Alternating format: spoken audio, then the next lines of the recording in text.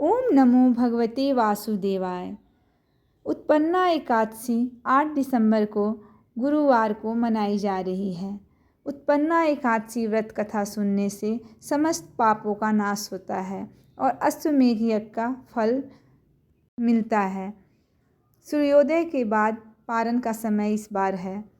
इसकी कहानी इस प्रकार है। सतयुग में मूर नाम का दैत्य उत्पन्न हुआ। वह बड़ा बलवान और भयानक था। उस प्रचंड दैत्य ने इंद्र, आदित्य, वसु, वायु, अग्नि आदि सभी देवताओं को पराजित करके भगा दिया।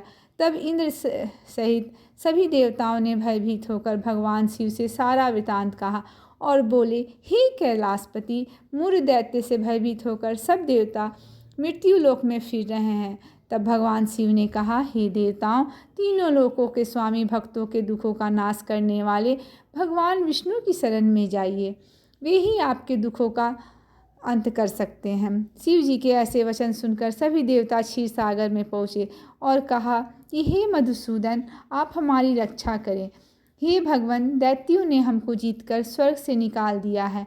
आप उन दैत्यों से हम सबकी रक्षा करें।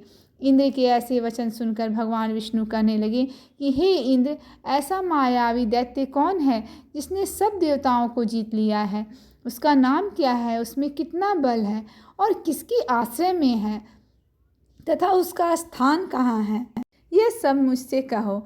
यह सुनकर इंद्र बोले, भगवान, प्राचीन समय में एक नाड़ीजंग नामक राक्षस था। उसने महापराक्रमी और लोक विख्यात मूर नाम का एक पुत्र हुआ। उसकी चंद्रावती नाम की नगरी है। उसी ने सब देवताओं को स्वर्ग से निकालकर वहां अपना अधिकार जमा लिया है। उसने इंद्र, अग्नि, वरुण, यम, वायु, ईश, चंद्रमा, नैकृत्य आदि सबके स्थान पर अधिकार कर लिया है। सूर्य बनकर स्वयं ही प्रकाश करता है, स्वयं ही मेघ बन बैठा है और सबसे अजय है। हे असुर निकंदन, उस दुष्ट को मारकर देवताओं को अजय बनाइए। यह वचन सुनकर भगवान ने कहा, हे देवताओं, मैं शीघ्र ही उसका संहार करूंगा। तुम चंद्रावती नगरी जाओ। इस प्रकार कहकर भगवान सहित सभी देवताओं ने चंद्रावती नगरी की ओर प्रस्थान किया। उस समय दैत्य मूर सेना सहित युद्ध भूमि में गरज रहा था।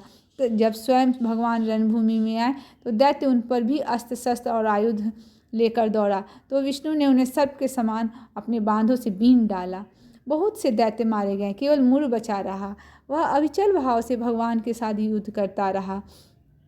भगवान जो बाण चलाते थे वह उसके लिए पुष्प सिद्ध हो जाता था। उसका शरीर छिन्न भिन्न हो जा रहा था, पर भी वह लगातार युद्ध करता रहा। दोनों के बीच मल्ल युद्ध भी हुआ। 10,000 वर्ष तक उनका युद्ध चलता रहा, लेकिन मूर नहीं हारा। थक कर भगवान बद्रिका आश्रम चले गए। वहाँ हेमवती नामक सुंदर गुफा थी।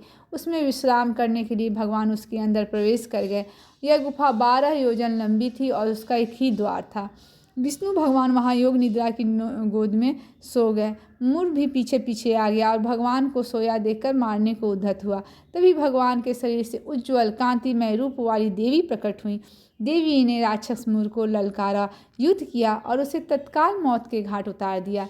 श्री हरि जब योग निद्रा की गोद से उठे तो सब बातों को जानकर उस देवी से कहा कि आपका जन्म एकादशी के दिन हुआ है, अतः आप उत्पन्ना एकादशी के नाम से पूजित होंगी।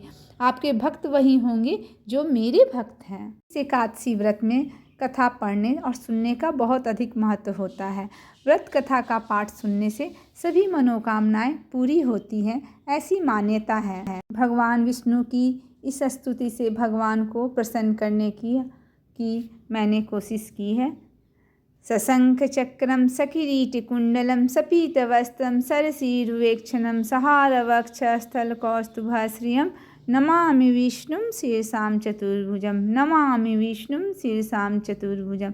हे शान्ताकारं भुजगशयनं पद्मनाभं सुरेशं विश्वाधारं गगनसदृशं मेघवर्णं शुभांगं लक्ष्मीकान्तं कमलनयनं योगिभिर्ध्यानगम्यं वंदे विष्णु भवभयहरं सर्वलोकैकनाथम।